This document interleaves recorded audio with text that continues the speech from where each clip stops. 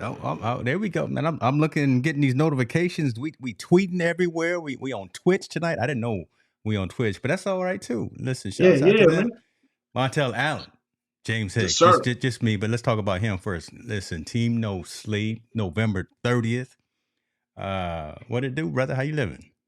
Man, blessed as usual, man. Yeah. Glad to be 6 feet over instead of 6 feet under. And, take everything one day at a time. But I mean, you know how we do, just getting ready for the holidays, man, ready for family, friends, and definitely reach out to those loved ones, man, because this is that time of year where people start feeling. Yes, sir. So that's it. I love it, man. I love it. Listen, I see folks jumping in. Appreciate everyone. We see Dr. Cox here, moderator of all moderators. That's a bad man right there. And I see Senior in the building. So as we say, the show can officially get started. Y'all know Team No Sleep, social impact of sport.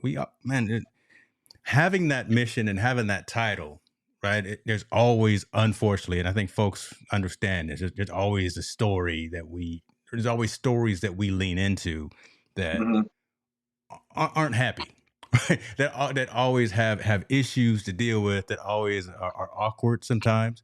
But again, like we always say, no one else is talking about them. We're talking about them. So we're going to talk about it. All right. You know the Kitna name if you're a football fan. You may not know Jalen, but you probably know his dad, John, right? Former NFL quarterback. So here it is. Florida QB Jalen Kitna, jailed on child pornography counts. He's backup quarterback out there for University of Florida, 19 years old. Again, he's the son of former NFL QB John Kitna, and today he got charged with 5 counts of child pornography. You can read this story if you want to. I'll put the description in the notes. In the story, young Kitna, who is a redshirt freshman, came on and said, "Hey, I didn't know that these were child pornography photos." Right? He's coming out and saying that I thought that this was not sexually explicit material. He thought it was legal because he found them online. That was his statement. I found these online, so I thought that these were legal, and he shared them out on his Discord server, which is another social media kind of community aggregator. Ignorance of the law, and you know better. I'm just gonna say that, Jalen, you know better. Come on now, you're 19 years old. I'm not sure. We've all done some things when we were teenagers, when we were young, probably still now when we're 53 years old, but you thought they were legal because you found them online and you sharing out these pornography photos, and now you caught up. Now you suspended from the team indefinitely. You done blew your football life up because you wanted to see some pictures. Montel, talk to us about this, man. I'm gonna look at it from a little different angle. Okay. So I'm gonna say, look at it from his defense right now. I'm gonna tell you right now. I think he may. I don't know what it is for them to lead enough to say they got to arrest him and do it on it. But I can tell you right now, it's hard to decipher somebody that's underage to an adult, especially when they're in their teen years to an adult. Now, what's the difference between a 16-year-old and an 18-year-old posting raunchy pictures? I can't tell, and I'm a 52-year-old man. I don't know if a 19-year-old can tell. Okay. You know what I mean? That's a decent point. Yeah, it's a decent point. So I don't know if he, like you said, he found them online. He didn't know who they were. He thought there was either attractive or unattractive women or whatever he put on there, and he put it out there on his thing. I mean, in this day and age, I'm perfectly honest, I can't tell sometimes if they're a man or a woman, right? If you're a transgender, you can't tell. So for them to say, for him to say that statement, it doesn't surprise me. That's not a statement that surprises me. What surprises me is that I wonder what the content of those pictures were that he sent out. Not that I want to see him, but what the content to let the police to say they need to arrest him. Yeah, that's the part that I don't understand. I don't know how bad they were or what they were. And if he couldn't tell they were underage, how did the police be able to tell that they were underage people that were in those photos? That's a decent point, right? And so we won't get graphic, but we'll get descriptive, right? I mean, if they were just photos of folks, then that's one thing. But if they were photos of folks who we find out now are underage and they were doing some activities, that could be kind of that delineation of where now we at 5 charges, carrying, second-degree felony, up to 15 years in jail, and fines up to $10,000. Right. So But again, it's dependent on what the actions were in those. If it was just photos, again, you're right. I can't but tell nothing from but even nobody. if that, but let's say even the actions in the photos, how do Mm. you decide if that person's 16 or 18 years old? You don't know. Like we have cases of these underage girls get into clubs, grown men having sex with them. How's that man supposed to know she was an underage person into a club? We just had a recent incident with the situation at San Diego State. Okay. He had sex. That young lady that was young at the party, and she unfortunately got raped. Yeah. So where him being 19 years old, how is he supposed to decipher if that's a young person or a kid or a child or a minor, in opposed to someone that's 18 years old that can do this stuff? That's the part I don't understand. Whether they were engaging in an activity or whether it was just a still photo. Doesn't matter. How's the police department able to do their due diligence to say, hey, this person's underage?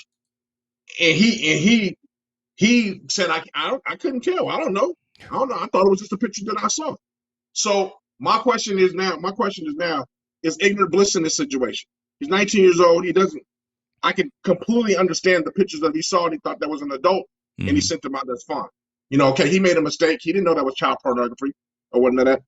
I'm wondering how the police deciphered that was a child and those are minors in those pictures. Now, if it's obviously minors in those pictures, like those are kids, then that's a different scenario. Right. My assumption that the pictures were of young ladies that were kind of around his age that do things like from OnlyFans and all that other stuff that they're involved in at those young ages, and they're doing a lot of activity. He probably saw a picture and he posted it. I think ignorance is bliss in this case, in this scenario. I mean, so let's take it a step further, and I completely understand where you're coming from, and I like what Kevin is saying. Right? Is he the only one that's responsible? Is the legal system going to go after whomever posted them online?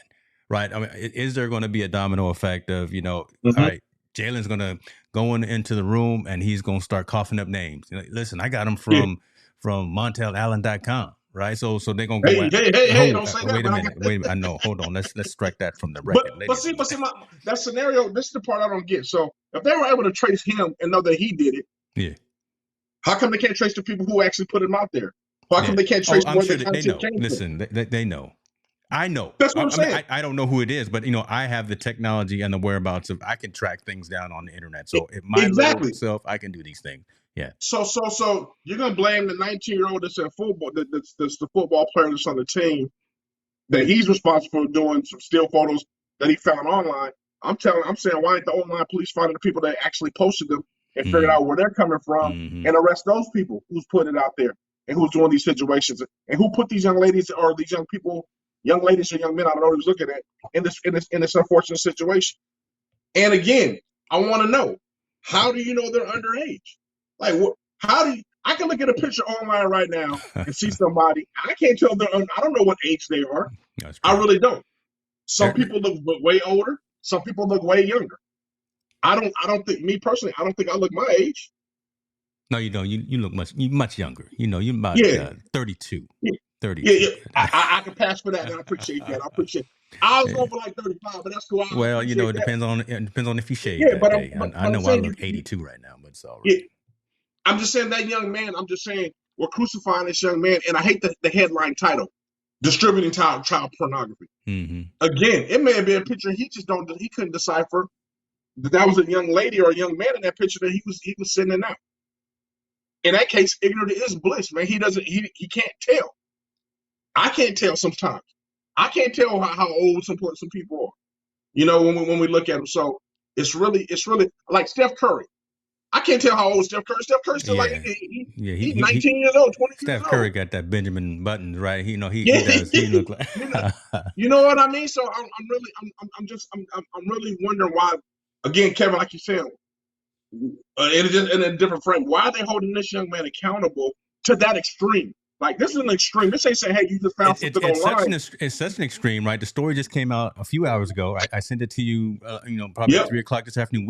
We don't know if he's still in jail or not. He may still be locked up in jail, right? Yes, We don't yes. know if there's been bail that's been posted for this young kid. We don't know, again, that due diligence that the police did to say they know that this person is 17, 16, however old. So we don't know all of those steps. Yeah, So yeah, none of yeah. that's even been fleshed out. And I continue to refresh the story. There's still no new news. This happened at 3:20 p.m. Eastern time. So Well, I did. this is hot I off the refreshed it press. too.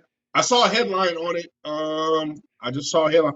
Florida QB arrested on child pornography charges on the AP Press, which just was released just recently. Yeah. So it's starting to grab legs, but it's starting to grab legs, and I can understand why. But I also believe you need to be careful with words you say, because that's going to tarnish this whole young man's career if it's something that's really truly an accident or incident that he really didn't realize he was doing. Again, you can't decipher. I don't think he has the aptitude to decipher what age they were unless there were obviously kids in the picture, right? Unless you can obviously see a kid. But if it's someone that's around from 15 to the age of 18, I'm gonna tell you right now, man. I know for a fact everyone can't tell everybody's age. That's true. And I That's want to true. know how the police were able to decipher that they were underage, and how do they expect a 19-year-old kid that they can decipher when he just got out? He's 1 year removed from high school. He barely got maybe some hair on his chin and maybe a little bit of mustache. He's still probably like the Pokemon and all that stuff. Still Power Rangers. He's still collecting Matchbox cars. So am I. Yeah, So yeah, man. I'm He's a not going baby. to say He's anything still a about kid that. But himself. hey, Kev, I got a couple other comments too. But Kevin is saying, why is this type of content being distributed by an athlete? Can't answer that. Right? Don't know what's going on with this young cat over in Florida. Listen, he's a quarterback at the University of Florida. I know he's got women Groupies. interested in. He's Got groupies. groupies. He's got folks that are interested in him. For his daddy played in the NFL, so there's some of that money in the family. And I like this comment here from mom. So appreciate you for being here as well. Why are all these athletes getting into so much trouble, right? You don't hear about old folks getting that and what's happening with the world right now. And I think this has always been happening. That's a great question too, Mom. But I think this has always been happening. But with the advent of technology and the advent of social media, we know about it right when it happens, and you can't hide it. Right? Yep. Nothing is covert anymore. It's all overt. I know when you walk the street. I know when you go to the grocery store. There's cameras in front of you. Right? Nobody cares about anybody else, right? You think about everyone is going after, not everyone, people are going after likes and follows and retweets and trying to build up their own personal thing. So there's always a camera in front of you, especially if you like this Kitna cat who has potential probably to get drafted in the NFL and become a millionaire by the time he's 20. Someone's filming him and people are watching him. And it's always been happening. We just see it now exactly when it happens, as opposed to 10 years down the road, 20 years down the road when they retire or when they pass away. We are seeing this stuff in real time, in real life. And it's always been happening. It's unfortunate that it does continue to happen, and we have to talk about these stories. But yeah, this has always happened, man. I think that the worst thing out of all this is the negative stories is what catches our attention, not the positive. Yeah, that's true. The negative stories is always going to get all the likes. And and those things, that's what's sexy, in relation right? to saying. It is, right? The bad news is what's sexy, right? Yeah, so exactly. It's unfortunate. That's what sells newspapers. That's what's the first story that you hear on the news. And instead of leading with something good that happened in the news, why is it? And think about this, folks. Why is it always the murder, the volcano blowing up, the typhoon, whatever, that starts the news? And then right before it goes off at midnight, when everyone's already asleep, then they talk about the good story of the day, right? The feel good story. Yeah. Why can't we change the dynamic and the mindset and lead with something good? But again, I totally believe. But back to this young man, before we move on, man, I really do. I won't say I feel sorry for him, but he's caught in a really unfortunate predicament, right? I mean, he's probably suspended indefinitely. He's probably going to lose a scholarship based on some things, if things aren't figured out soon. He's going to have an arrest record. All things bad, right? Trying to start a football career at a high level, to have aspirations to go to the professional level. So I feel sorry for the. And like I said, I don't feel sorry for him. I feel bad. He's kind of in a bad predicament, and hopefully this is just an ignorance bliss situation. Like I'm saying, he just didn't realize the age of those kids, the people that he was sending out that information. Hopefully it's that situation, and everything can kind of move forward in that. And if it is the other situation, then this young man needs help. Obviously, if he's watching kiddie porn or something like that, then he needs he needs to really get that under control. And his family needs to get him help to make sure, those things don't happen again. So yeah, we'll see. Hopefully that happens. Kevin's talking about people love to talk and gossip about negativity and stroke the conversation by creating fear. My goodness, that's a powerful statement it's a right powerful statement.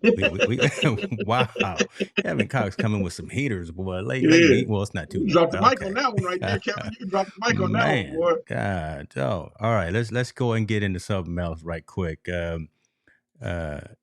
T.O. Terrell, not Terrell. It's Terrell. There's a little inflection there on the vowels, folks.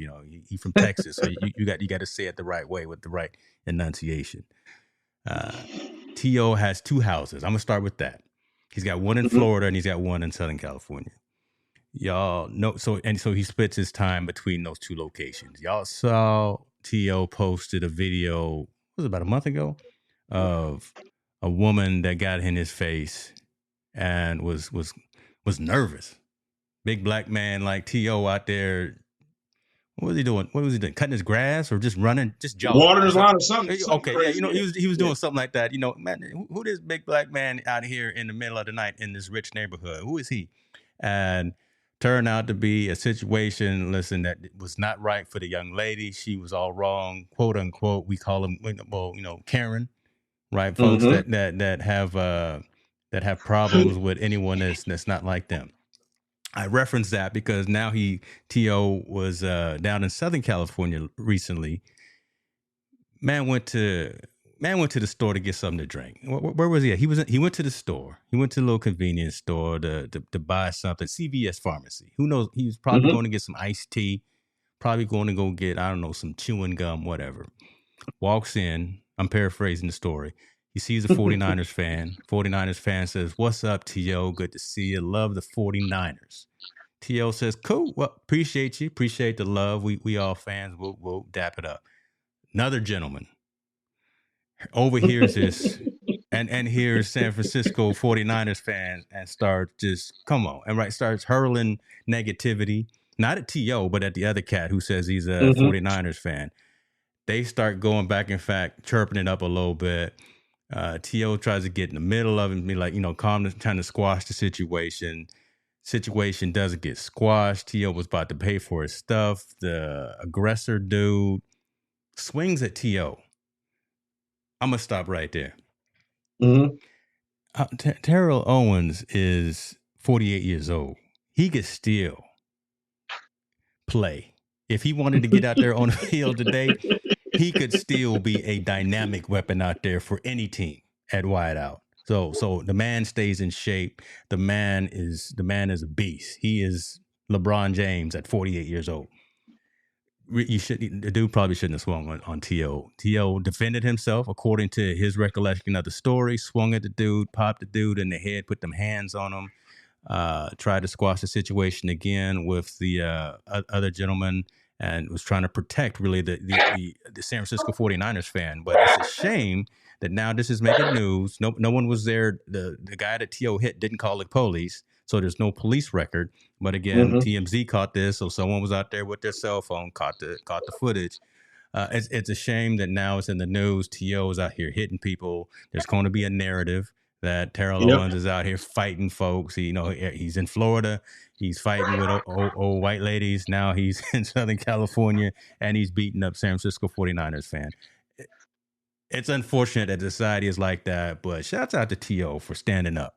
Right, hey, man. From the perspective of the story that I've heard thus far, T.O. did what he had to do, and he protected himself, and he actually protected the other cat that was a 49. Hey man, he did a Charles Barkley on him. You're lucky to get thrown through the window like Charles Barkley did that dude back in the bar back in the day in Phoenix. I remember that. Yeah. T.O. put them hands on him. I think people need to, one, you got to keep your hands to yourself, especially in a situation. And T.O. has every right to defend himself. Yes. Guy swung on him. T.O. put that 1-2 chicken combination on him and called it a day. And it happened just to get on film. We know if somebody wasn't filming it or the cameras in CBS didn't film it or whatnot, this probably would have nehave made news. I think T.O. would probably walked into the sunset and not even worried about it. Just kind of kept it going. But now this is, like you said, the narrative people are going to come to their own conclusion of the narrative. They ain't going to say, hey, T.O. was defending himself between, from this irate friend or this fan that took a swing on him. The narrative that we saw, hey, T.O. gets into a fight or T.O. goes into a brawl at the store.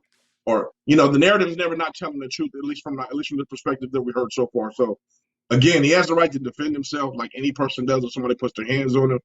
2, dude, lucky it didn't get worse because he could have probably beat him down a lot worse. Lucky T.O. wasn't really in a bad mood, right? I mean, lucky he didn't get him on a bad day. I'm glad, T.O.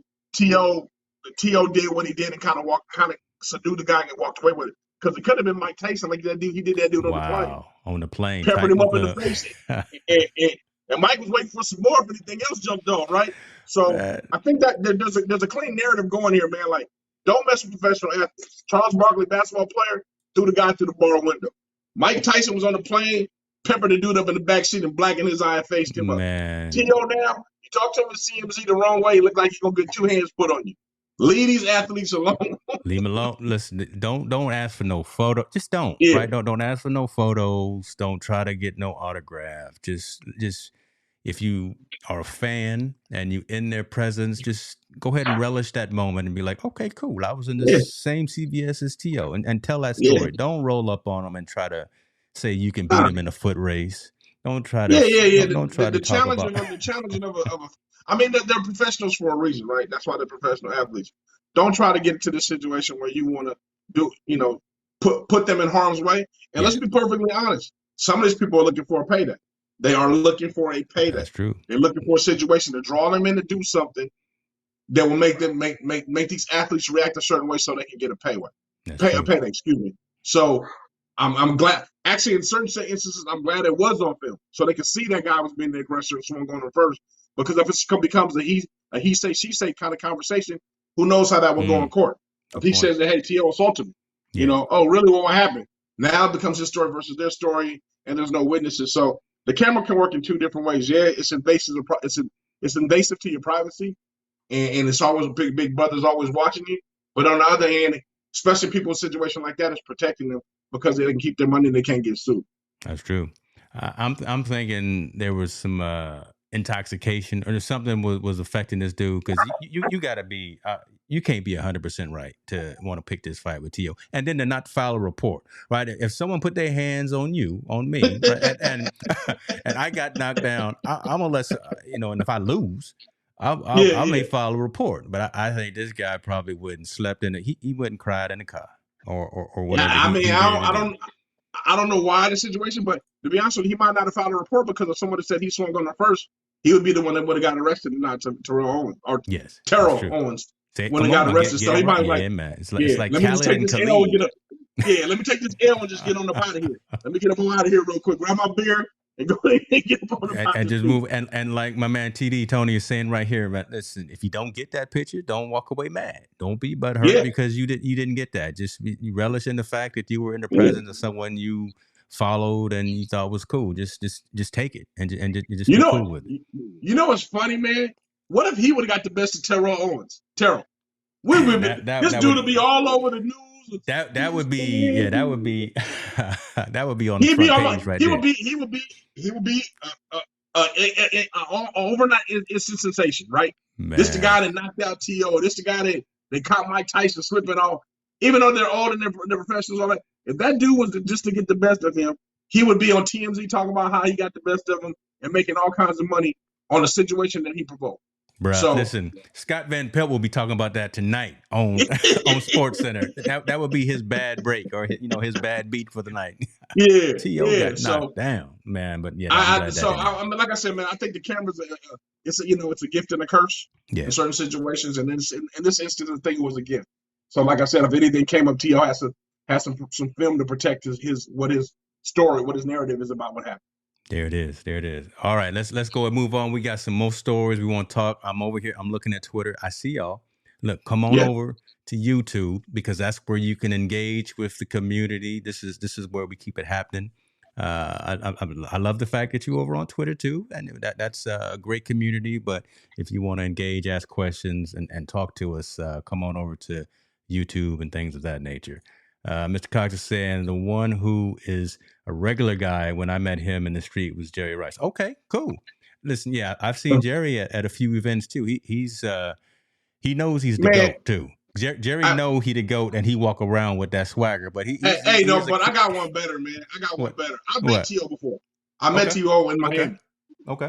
Matter of fact, he was so cool. We were standing in line to get mopeds. He's so cool, man, that he paid for our mopeds that we rented. I love it. So he was behind us, and we let him cut in line because he said he was in a hurry. And was like, oh, man, just go ahead and go in front. And he was like, man, I'll pay for their mopeds. He paid for all 3 of our mopeds to rent for the day. That's cool. The dude's cool, man. He was a cool dude. He had a conversation with us. You know, we were from California. He's in Miami. Everything. He's a good dude, man. Genuine. I just believe, like anybody else, you just can't cross the line, right? Yeah. You can't provoke anyone. You can only provoke people for so much before they can tell they only gonna take it. That's what anyone. Yeah, that's what anyone. Stay out of the personal space and don't try to crouch and overcrowd. And yeah, you can't just roll up on people, my God. Yeah, and not talking trash. Not talking to the trash with the point where you think you're gonna swing on somebody. Yeah. Man, come on. I mean, he deserved to get that, like I said, that 2-piece chicken and go home and go have a beer and sit on the couch. He deserved to get them hands. If he put them hands on him, I ain't mad at him. All right, let's stay in the football realm. T.O. was great in football. Did he get? He's in, right? He got a jacket. Yeah, that's right. He got in. Okay, we didn't skip him. That's cool that he was able to get in. New quarterback, new team, old quarterback. Stories surrounding him coming back and playing. We've talked about Deshaun Watson for a long time. We talked about him when he was in Houston. We talked about him before everything broke out, and then we started talking about all the situations that broke out. Mm-hmm. Now he didn't been traded. He's over in Cleveland. This is a new season. He hadn't played yet. Season almost over. He had an 11-game suspension. I want to talk about Cleveland as a whole too, because I wonder what Deshaun can do. Long story short, he coming back next weekend, right? He'll be there Sunday night playing, and consequently or coincidentally, he playing them Houston Texans. He playing against Houston. That was a conscious decision by the NFL to make sure that happened. Listen, folks, if y'all don't understand that this is big business. If y'all don't understand that the NFL is big business, 11-game suspension for Houston Texans quarterback that's now traded to the Cleveland Browns. How long are we going to suspend them? Or when did they possibly play the Houston Texans? Oh, that 11, that's what we're going to do. We're going to suspend them for 11, not 10, not 9, not 12. Just so we can have all the TV cameras and all the newspaper reporters talking about the Browns and Texans. Deshaun Watson's coming back. He had an interview, right? He had press day, as all teams do before the game. Today, he didn't say anything. He didn't want to talk about the situation. He want to talk about, focus on the team, focus on the scheme. We are here to beat Houston. We are here to do this, yada, yada, yada, all that stuff. But his teammates are excited. They down to see this, because Deshaun got skills. He can play the game of football at a high level at the quarterback position. But let me start with that first. Are you ready for Deshaun to come back? And do you think that he can perform well enough to remain starting quarterback for Cleveland Browns? I think it's going to take some time. Excuse me. It's going to take some time for him to get his skills. And we're talking about football skills to get that back in sync. You know, football at that level is played a super high, super fast go. He's only been practicing and trying to simulate that. You know, you can't simulate it when it comes to when you're in the game and guys are really trying to physically tear your head off and trying to make sure they get at him. And you're not now the crazy part. He's getting thrown into hostile environment against a team that they think the team that thinks he betrayed him. Yes, you know, that he left and he did all these things to their city and they put a black eye on that team and so on and so on. So they're going to throw him into the lion's den and says, let's see how you perform. So now the game's even going to be amped up even more. You know, you're not just going against an opponent that wants to get you. You're going to go up against an opponent that probably in their locker room saying, we hate him and he's enemy number one. So now everybody's gusto to go get him. to kind of go get him. So his skill set, I think, is going to take some time. He might catch fire somewhere, and old habits are hard to die. He's been throwing the ball all of his life, so he's probably going to know how to do that and know how to get and come. I think he's just going to have to get adjusted to the speed. Once he figures that out, I think he's going to be fine. The crazy part about this is the narrative is going to go two ways. Where you going? So, okay, because it's in the comments already, and I'm gonna bring them up. If you, I'm gonna talk about it. I'm gonna wait. I'm gonna see what you say. The first narrative is going to be Deshaun is back. Look at him; he hasn't missed a beat. Yeah, he's a great quarterback. Okay. Or Deshaun is rusty as hell. He ain't back. He's in loss of touch. He ain't ready. Right? Those are the two narratives going to be on him. So I believe it's going to be it's either feast or famine with this situation for him. Now, as far as the game is concerned and Cleveland's concerned, I think the Cleveland Browns is a good enough team to beat them, regardless of he was playing or not. But it's going to be interesting to kind of see how this thing kind of plays out dynamically. And more so important, how is this going to do in the viewership? With these women that are still, very active in there, protesting against him. Yeah. How is this going to kind of shape up? Yeah. Let me tell you about and you know this, right? So, because I know you follow sports as well, and I see Tony is asking about it right here. Talking about the women, they're going to be there. Oh, yeah. Yeah. A handful of his accusers are going to show up to the game. Talking about, it's him. He the one. So cameras are going to be all over them. These ladies, these women, these accusers are going to be at the game. That's going to, that may affect his psyche. Yeah. Trick him, right? Affect him in terms of his performance as well. They're going to draw some attention because that's going to be a news cycle as well. They're going to be there with banners on, T-shirts on, hats on, whatever, saying Deshaun Watson is the. So, there's that whole story. There's that whole aspect. That's a trip, right? So you got to think about that. He's got to be prepared for that. The other aspect of this was, I don't think Jacoby Brissett was all that bad. No, absolutely. Jacoby Brissett actually played really well. Very excellent. Right? Yes. And I would let Jacoby keep playing.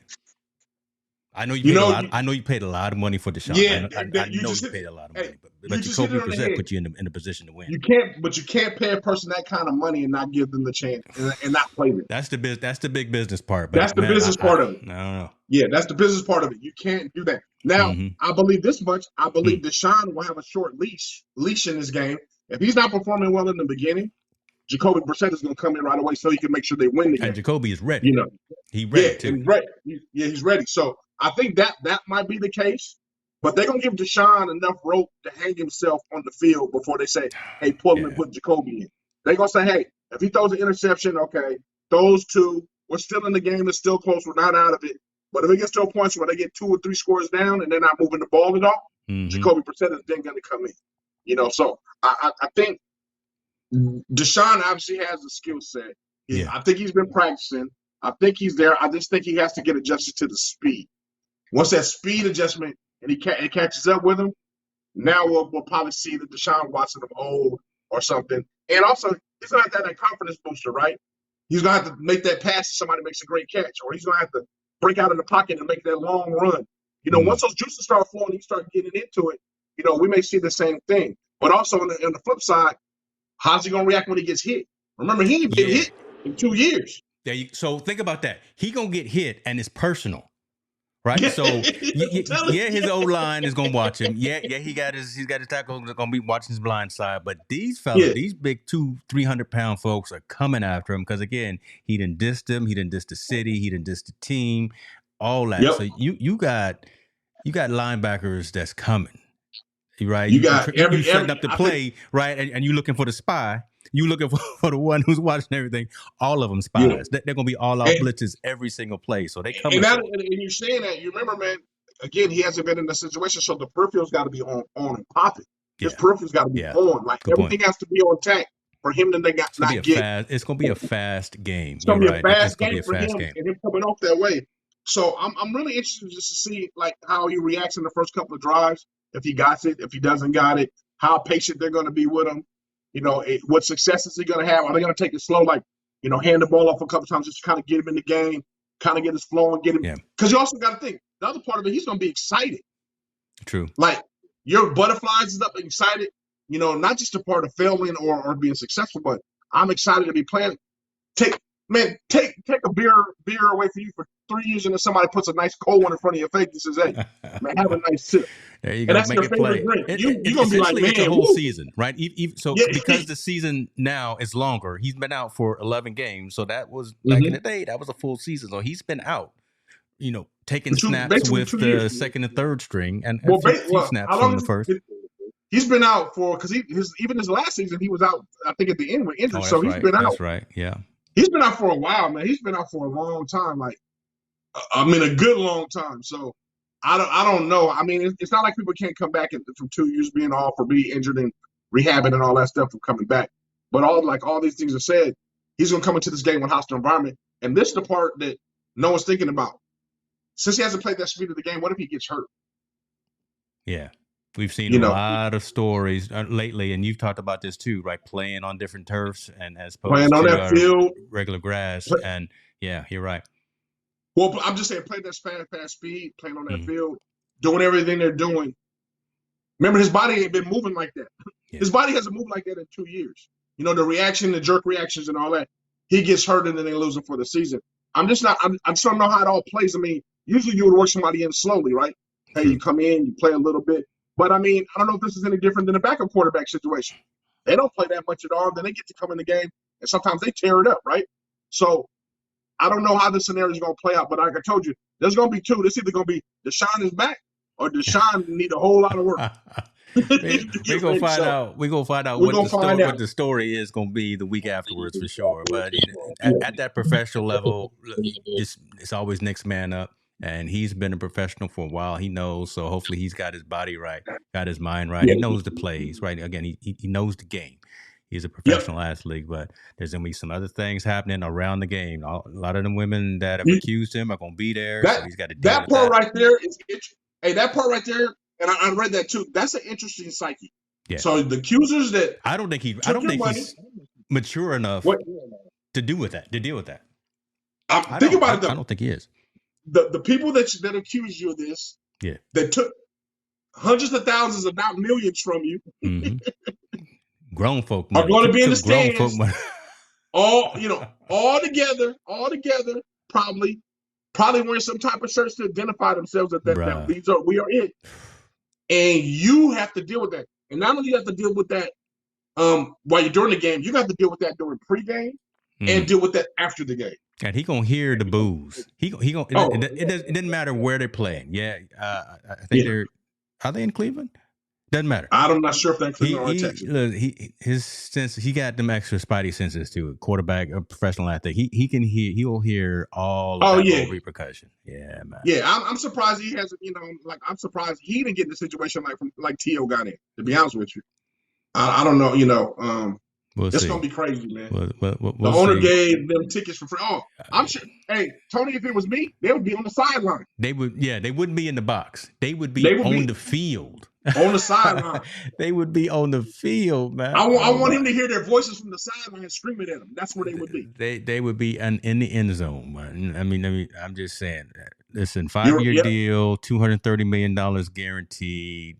Cleveland has thrown everything at this young man. So stand up, step up, play the game. But let's not be forgetful of these legal ramifications as well.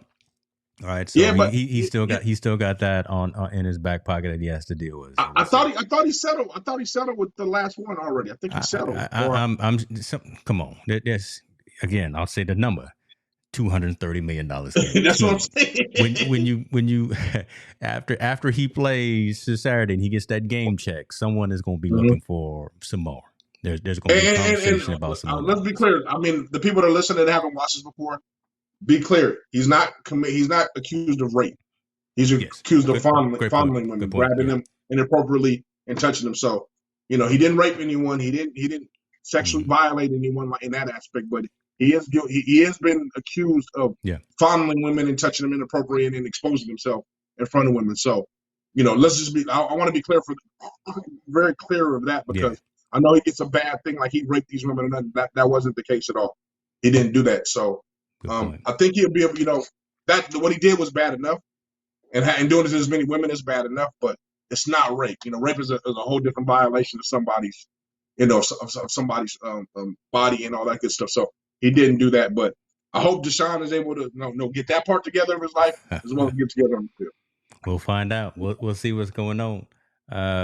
Let's get into kind of a follow-up story here. Brett Favre.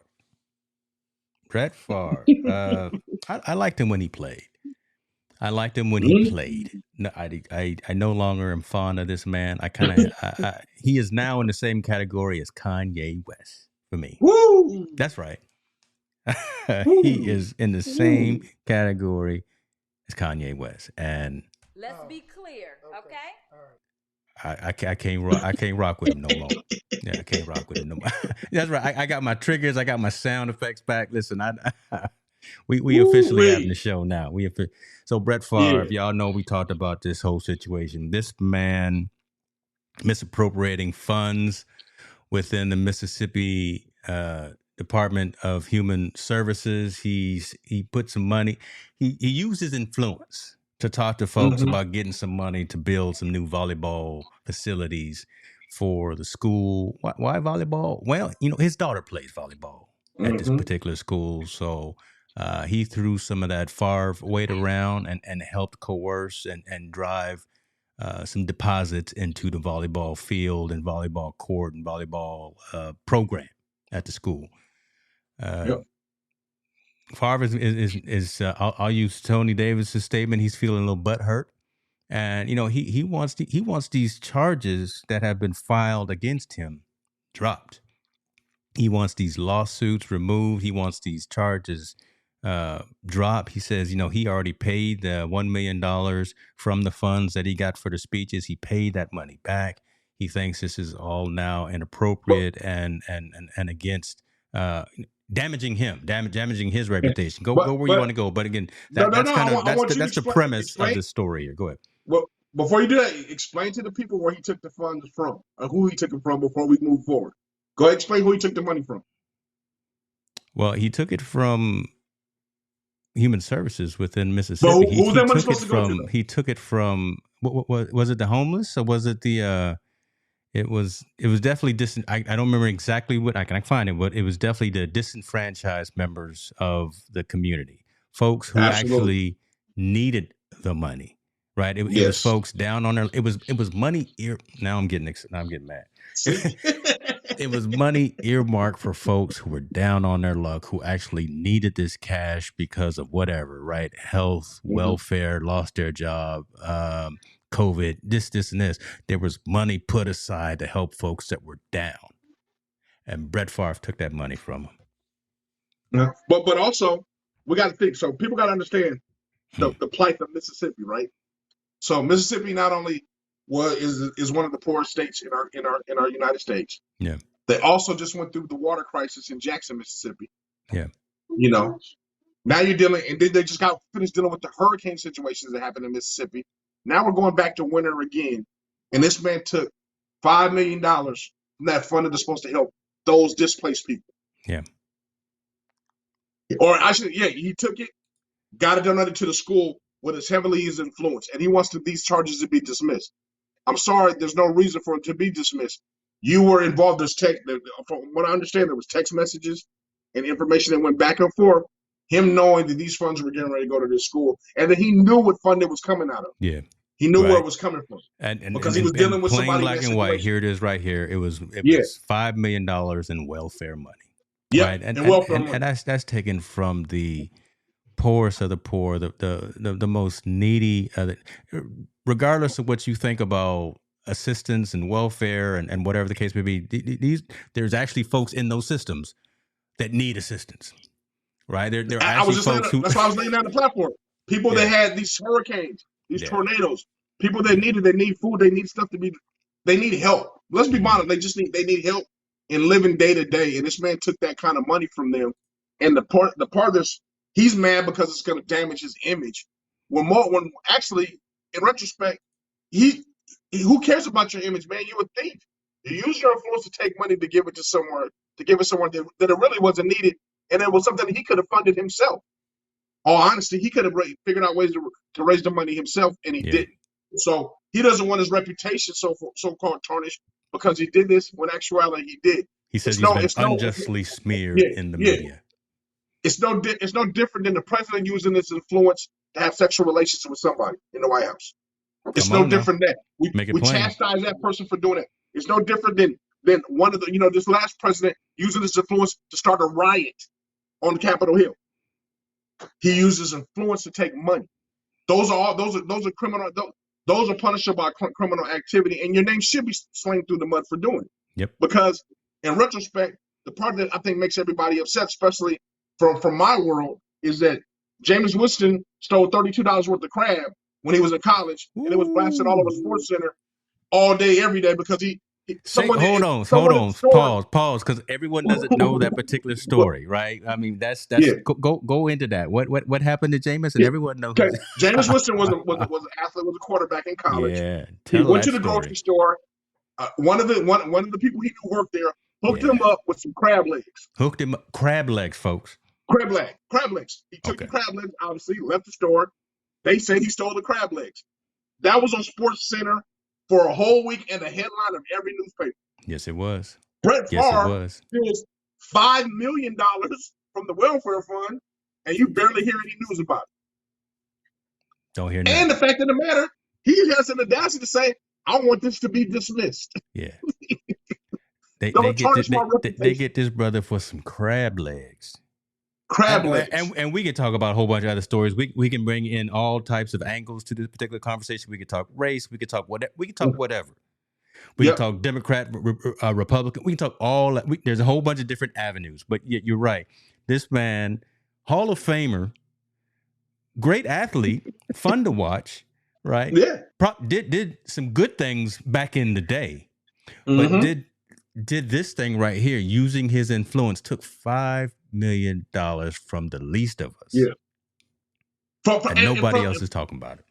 Hey man, and from the poorest of the poor, you took it from. You took it from the people that need it the most. You didn't take it from some hedge fund where all these people got money, or you took it from the poorest of the poor. Now I'm talking about the elderly that need this money in order to survive, to help subsidize the Social Security when they never worked all their lives. Let's talk about the mom and pop that just lost their house in the floods and all that stuff that happened. Yeah. He took money away from them. So you got to rationalize and understand where he took this money from. People that were in need. Jackson, Mississippi had probably the worst water crisis we ever had. They had no water, zero zip water. I don't know if you ever tried to live without no water, but try to come on now, make it plain, brother. Talk about it now. And see how it is. This person, he took that money from those people that needed that money the most. And now all of a sudden you want to say, hey, please forgive me. I'll wash my hands of it. I pay back the $1 million I was supposed to speak in engagements. Yeah. But what about the $5 million that you took from these people? Yeah. What's going to happen? Stop talking bad about me. Stop. Drop these charges and leave me alone. I can't get any more endorsement deals. But you got to understand though, those people already suffered through those times. When I needed some money, and they said they're having any fun, I'm already don't have no water. I'm starving. I don't have any food. Yeah. So it's a bigger picture than that. Why do you think situations happen? I'm poor. I have nothing. The little bit of money I was supposed to get is now gone. So what do you expect me to do? I go into survival mode. Hate to tell you that, but it has to be that way. I have to go in survival mode. So you wonder why crime is high in those areas. Really? They have nothing. Even the little bit they were supposed to get, that's gone too. So think about it. I have no water. I have no food. I got a family to feed. There's no jobs. My lights are getting turned off. What am I supposed to do? Don't tell me crime is not crime. You're not supposed to commit a crime. Mm-hmm. What else am I supposed to do? I have no other avenues around me to do anything but to commit a crime to make some money to feed my family. I'm not excusing people doing criminal activity, but I can damn sure empathize. Yeah. You do what you got to do. And just like Tony is saying, and just like Tony is saying right here, a lot of folks in Mississippi, country. And for reason whatever, right? Using the bathroom in the woods because they don't have running water in the house. Yep. Today, 2022, almost 2023. Now, either no fault of their own. Maybe they want to live like that. maybe they still down with the outhouse situation or whatever the case may be. But, a lot of it is due to, again, these natural disasters that we've been talking about: floods, hurricanes, running. Man, that's not natural. The water piece, that's the state that needs to deal with that. But then again, you just don't. But you got to think about that. So also, okay, imagine a person that doesn't have running water, right? They don't have running water. How much more do you think they need that kind of money in order to survive? That's the part that really just irks me, right? I mean, just they need that more than ever. They need that more than ever to be. And let's talk about the person that's living in the house with no running water. What kind of education system is in that neighborhood? Mm-hmm. What's there? They don't know anything about computers. Hey, the years of sharecropping and all that stuff is over with. Farming is a tool that's done by machines now, not by humans. That's true. So you tell me what I'm supposed to do. There's a trickle down effect on the economy right there. How can I be a valuable asset to the community if, one, I don't have water, and you're gonna take money that was earmarked for me anyway? I can't win. I can't win. Yeah. So you're gonna get, like I said, people get mad about the crime situation and all these deals, and people, they always say, hey, they're killing their own self. They're in their own neighborhood. They're doing this and doing that in that neighborhood. It stays down there. Again, look at the trickle effect. This is just a microcosm of what happens. Somebody rich takes more of the money from the poor that's supposed to help them, and now you're asking the poor, hey, just still stay poor. Just figure out a way to survive. Well, how am I supposed to survive? I have no other means. You give me piss poor education. You really don't give me nowhere to live. There's no jobs and no opportunities where I'm at. So you tell me what am I supposed to do? Explain to me what am I supposed to do, because I don't even have the tool set to become an asset to my community. Tell me what I'm supposed to do. And better yet, not tell me what I'm supposed to do. Help me figure out what I'm supposed to do. Wow. That money there was supposed to help a little bit. That money's gone. Help me, what am I supposed to do? So you tell me so you know what I'm supposed to do? This is what I'm supposed to do in their eyes. I'm supposed to go out and commit a crime, go to jail, and be another commodity for you. Right. That's the cycle. People don't understand the cycle. That's a statistic right there. That's being another statistic. So, I mean, pardon my French, Brett Favre's an asshole. Yeah, he is. He is. Oh, he is. Yeah. He's an asshole. So, I mean, and him being an asshole like that, and him figuring out there's no remorse or no ramifications for what he did, either he's a dumb asshole or he's just a plain ass. He don't really just care. And I think it's the latter. He just doesn't care. He just doesn't care. I think that's he's in his own ecosystem. And again, not making assumptions, not stereotyping, whatever. But I mean, writing's on the wall. Y'all can read it too. Again, I'll put the description, the link to the story, and do your own research. Don't just believe us. We sitting here pontificating. The thing that upsets me, people just look at the surface, right? They think the surface is no. Like I say, do your own research, folks. Do your own research. There's a trickle effect to all that, man. And if anybody doesn't have any money, trust me, $5 million could change everything. In my entire community. Some of those entire communities, $5 million would change everything. Go a long way. And the fact of the matter is that he stole that kind of money. Yeah, he stole that kind of money, man, and not to have any remorse or having the empathy to give it back or try to fix the situation, just like, please let it go away. That's bad, man. I think that's bad. And I lost a lot of respect for him. I respect him on the football field because he was a great player, but him as a human being, I lose a lot of respect for him because he knows what he did. And he's trying to just sweep it under the rug. And the fact of the matter that they put this on the back page and it's never on the front page. It's never on the front page. And like I said, and I'll say it's race. Jameis Winston, a young African-American male about to make millions, you put him on the front page for getting $32 worth of crab. And Brett Favre, some of you guys have never heard of the story until we mentioned it. All right. I just pulled up a statistic here, and we're going to go on to the next subject here, but this is crazy right here. I want to say shouts out to Kiona Van Hook. Thank you for being here. Yeah, he just don't care because it does nothing to him. What's kind of thrown me for a loop is, Tony asked an innocent question. What's the minimum wage in Mississippi? $6, $7 maybe? Is that, if that? Bro, that's the minimum wage. $7.25 is the minimum wage. $7.20, yeah. Yep. What you gonna do for $7 and hasn't changed in a few years since 2019? The minimum wage in Mississippi is $7.25 an hour. What you gonna So do you mean with to that? tell me they don't need that welfare help? And this is not a black and white thing. This is a people in this environment thing. I know a lot of folks here either are in California or have lived in California. They're in the chat in the comments right now. When was the last time you made $7.25 an hour for your job? Yeah. Come on now. And didn't need any extra assistance. And didn't need any extra assistance from anywhere. You can't, man. You can't survive. And I don't care if you're in Mississippi, California, or New York City. It's impossible to survive in that situation the way everything's up because gas prices are up in Mississippi. Food costs are just more in Mississippi. You can't get gas. No. This month you can't get gas at $7.25. This month you can only well, that's right? in California. I mean, that's the conversation that you gotta have at your dinner yeah. table. Yeah. So $7.25 per hour this month, you work 40 hours. You can't have gas. You need a bicycle. And these are the folks that Brett Favre took the money from. Yeah. Right? And I think people, like I said, I don't think people understand the trickle effect. It's been since back in 1987 that Tony Davis made money at that rate, and here we are in 2022, and this is still the prevailing rate. I mean, come on now. Yeah, and like I said, man, the trickle effect in that cycle, crazy. It just never ends because, like I said, if you're in a situation where there's no jobs, man, there's I don't have any assistance. I have very little education because also Mississippi is the poorest educated state as far as high school is concerned, and the test scores. So I have a very lackluster education. I don't have money. What do you expect any young man or woman to do? Well, I mean, honestly, you got to ask yourself if you're sitting on your couch right now, if you don't have nothing and there's no food on the table, the little bit of means you can make can only go so far. At what point do you say, you know what, I got to break the law in order to survive? And that's a lot of people. That's whether it's selling something illegally or doing something illegally.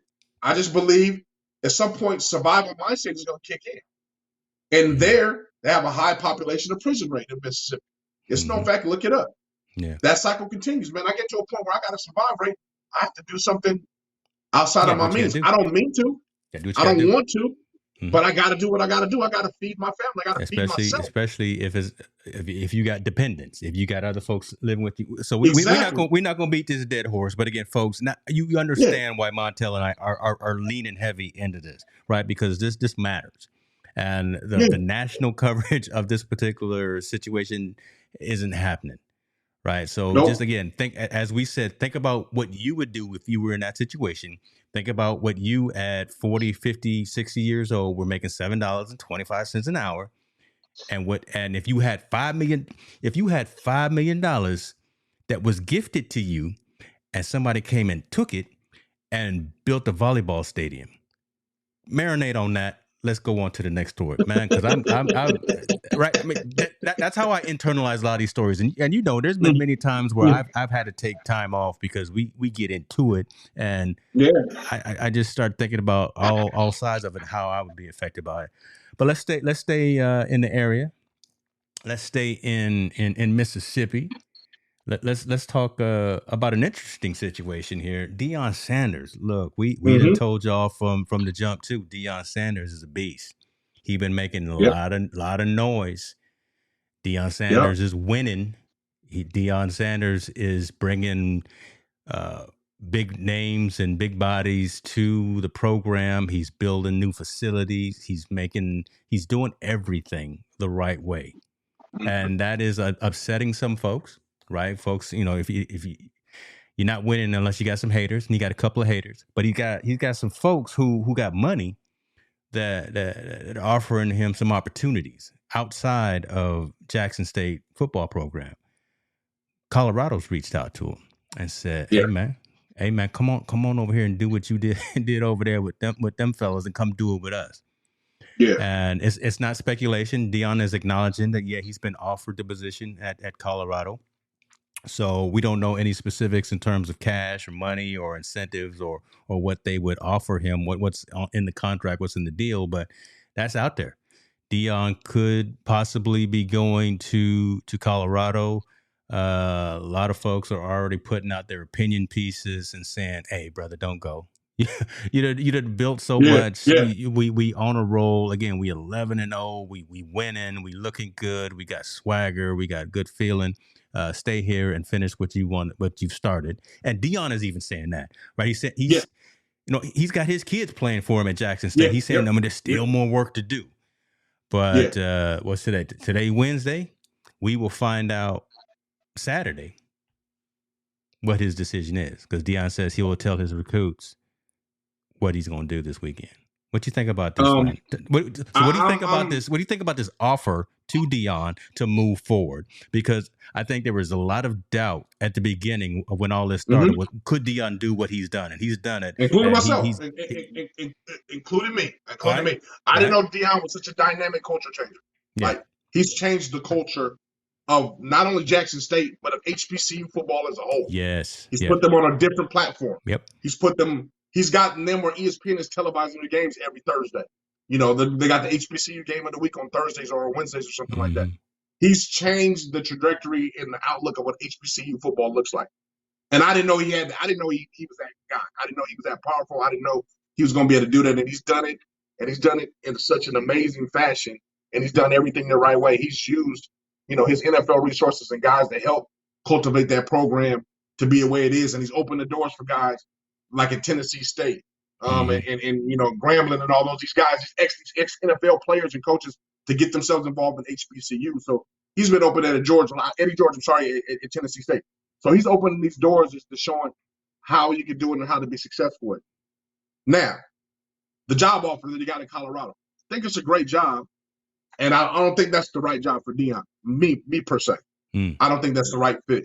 I Why? think Deion has such deep roots in South Florida, which that job is open now.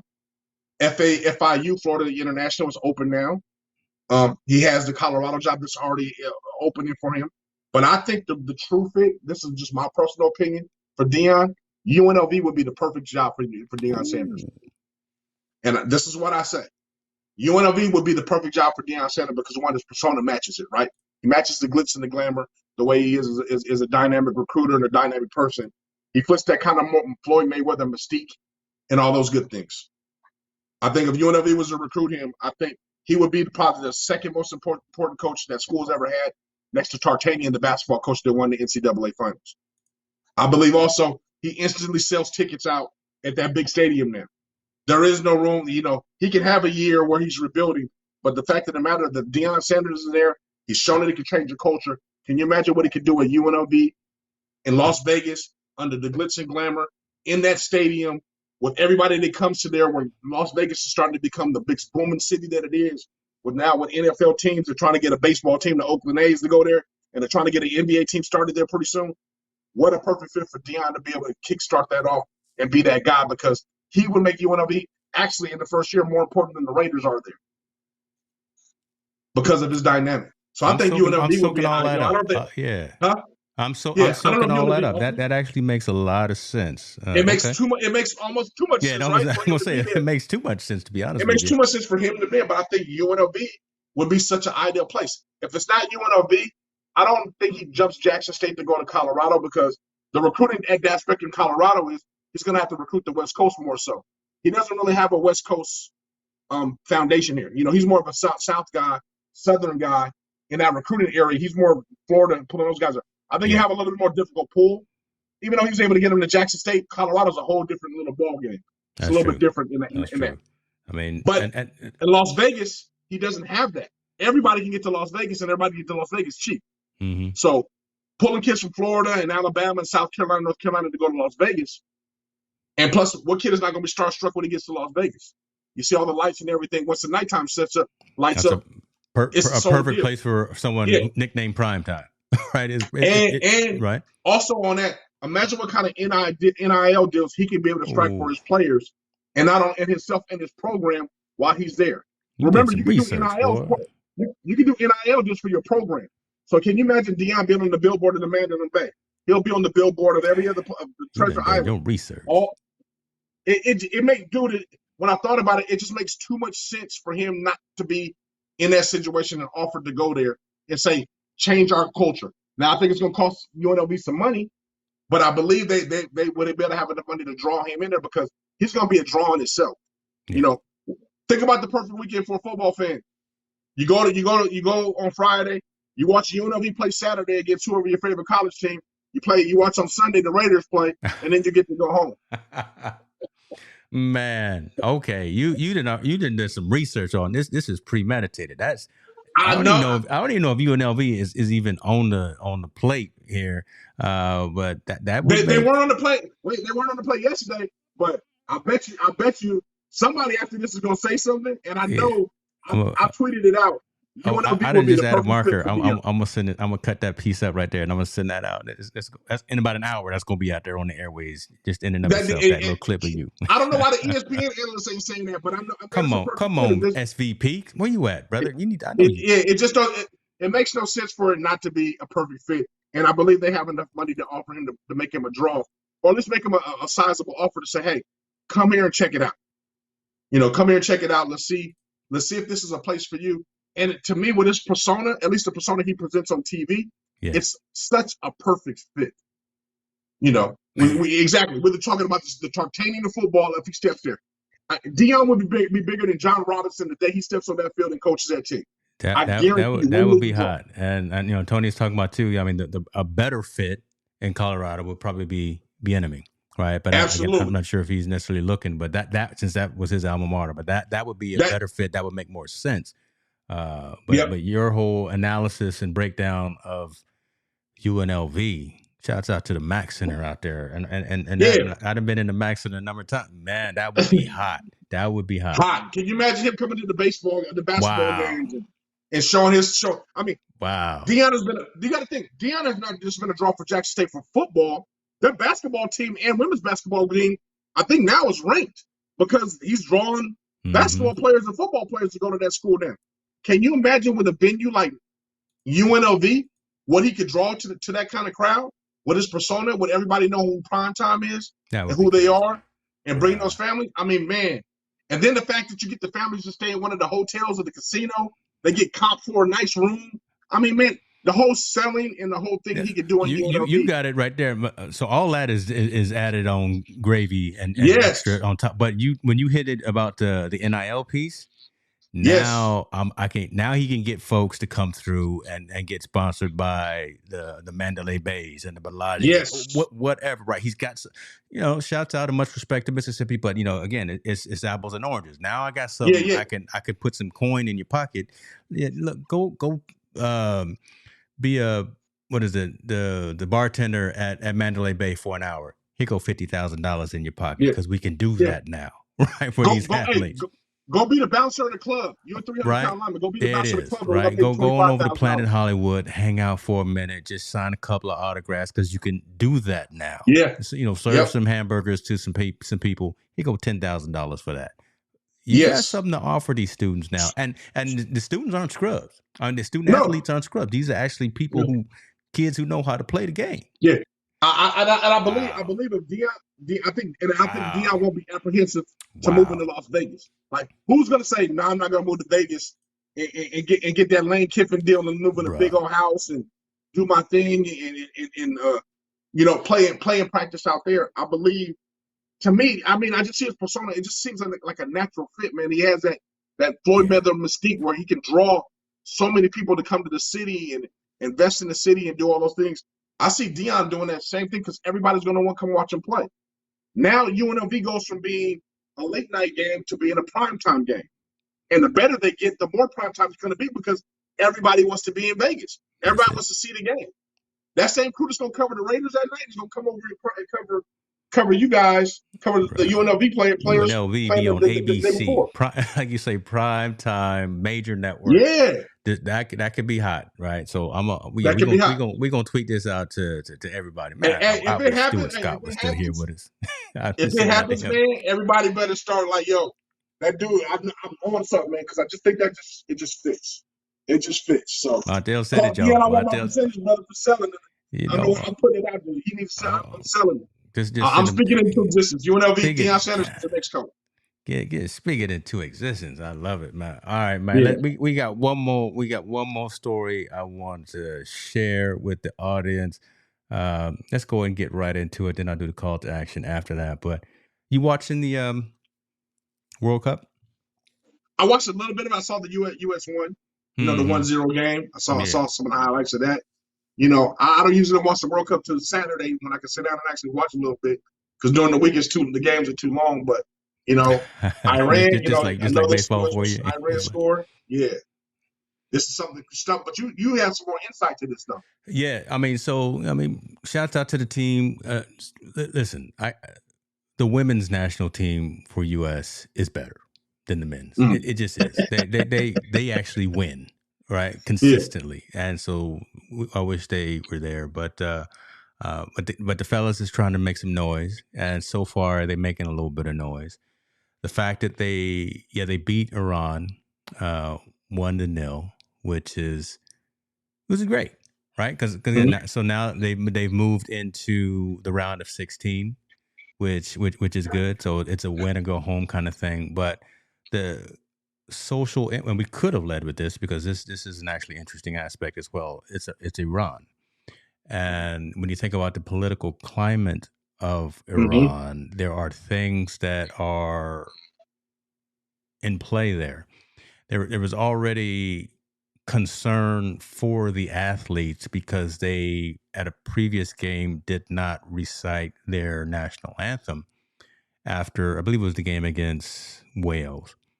So there was actually threats against the Iranian players' families that they would be jailed, tortured, kidnapped, whatever, those things, just for that, just for not speaking the national anthem.